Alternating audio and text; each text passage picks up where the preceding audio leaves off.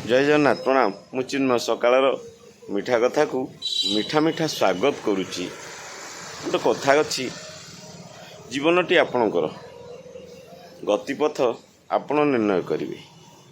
पादरे चप्पल थिबो हेले रास्तार कंटा पड़ी भावी आपण अन्य बाट नहीं जिवे कहिबे जे मो रास्तार काले किए कंटा पकई देथिला किंतु सत कथा है आपण निज लक्ष्य स्थल ठारू निजे हुड़े नेबे निजको दोष आउ क्या लदिकी लाभ कौन। पादरे चप्पल थिला आपण सेटा कहीं भूली गले। भगवान आपन को जन्म देइचंती सुरक्षार प्रबंधन करिचंती।